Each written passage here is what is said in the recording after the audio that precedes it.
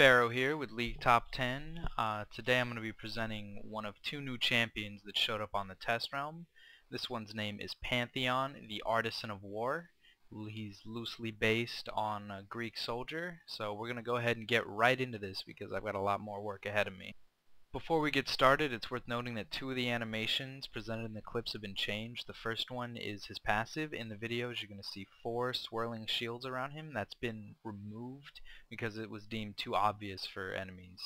The second one is his ult. In the video, you're going to see a placeholder. Towards the end of the video, I'll show you the new graphic that has been released by Riot.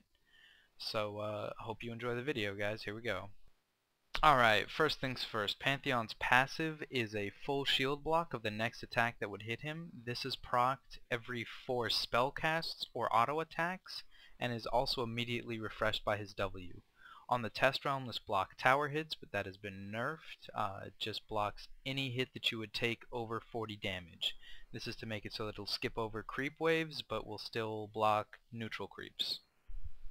Oh, and I almost forgot, as of recent testing, his passive still blocked Parlay. I don't know if that's going to make it to live or not, but it's worth noting for people that go up against Pirate a lot. Very strong champion, very strong counter. Alright, his Q is a spear toss. It's a point and click nuke, does physical damage instead of magical damage, and it hits for I think it's like 15 plus 130% of weapon damage at rank 1, and then scales up to 70 plus 130% weapon damage. It's good damage, low cooldown, great for farming, great for harassing, not so great at damage output, but we'll talk about that a little bit later. Pantheon's W is a leap strike stun that stuns for 1 second and has the exact same range as his Q. This also instantly refreshes his passive, the shield block, so you'll be able to negate the next physical attack. Great for chasing. The cooldown at level 1 is 30 seconds. The cooldown at rank 5 is 10 seconds, so it's worth maxing this first if you like to gank. Pantheon's E is his Glory Maker. It's a 1.5 second channel that hits an opponent 6 times. Each hit does 7 plus 25% of weapon damage. This damage is doubled against champions, but it makes it amazing for clearing creep waves and amazing in combination with something like Exhaust or Pantheon's W. This is what's going to get you the kill, and it has pretty good damage scaling, so I recommend you grab it second. This ability also has a passive component that does not scale with how many points you put into it. The passive component is whenever a creep or a champion is below 20%, all of your hits automatically crit. This makes it amazing for laning and amazing for ganking. Pantheon's ultimate is a little different than what you would expect from the tool sets you've seen so far. It's a map-wide teleport with a 6-second channel.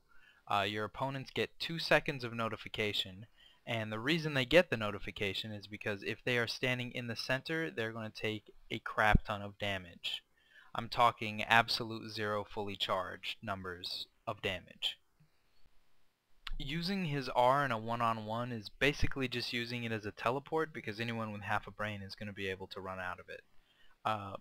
Using it in 5v5s is going to be completely different. The positioning on your ultimate is going to make or break how well your Pantheon is played. It gives you the advantage of being able to be in any lane but still have a presence at every team fight.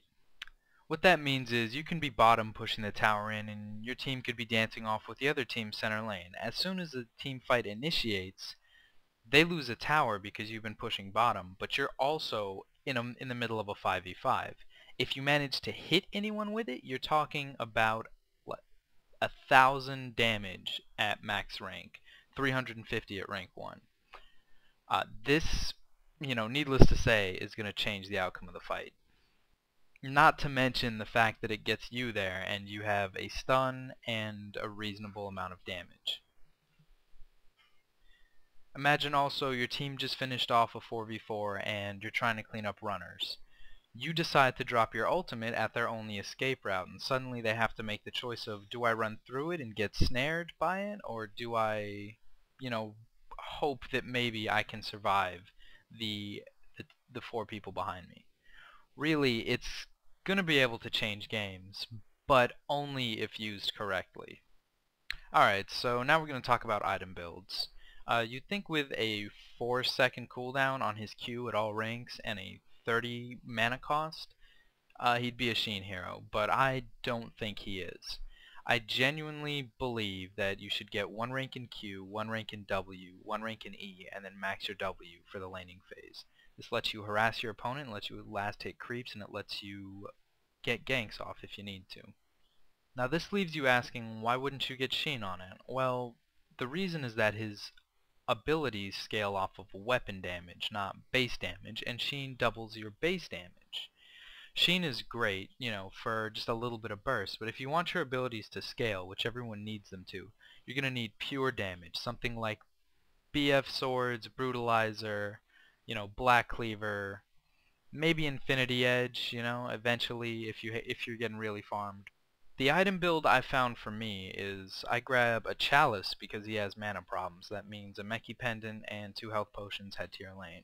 Then I get a pair of boots, then I get a Brutalizer, then I upgrade the boots, and then I just stack BF swords. This is basically the Führer build for Katarina, except you're accounting for the fact that your hero has mana now. Once they fix his Q and his E to start actually penetrating armor instead of just doing physical damage and being negated by armor, I'm going to recommend grabbing a Black Cleaver. But until then, stacking BF swords and turning them into Bloodthirsters is the way to go. This is going to give you amazing damage on your E and on your Q, and it's going to give you great tower taking abilities, great inhibitor pushing, and you're going to be able to kill heroes extremely easily with your E, and you're going to be able to push lanes just as easily with the same button. Unfortunately, his R scales with spell power, and his shield slam scales with spell power. I wouldn't recommend a spell power Lichbane build, but if someone wants to try it, feel free to prove me wrong. Testing on Riley seems to be inconsistent. I've noticed that his Q doesn't snare, and his E only snares creeps. Go figure, right? Anyway, best of luck everyone, and just keep in mind that I'm pretty sure 300 doesn't have the copyright on every Greek soldier in the world, so this is completely legal.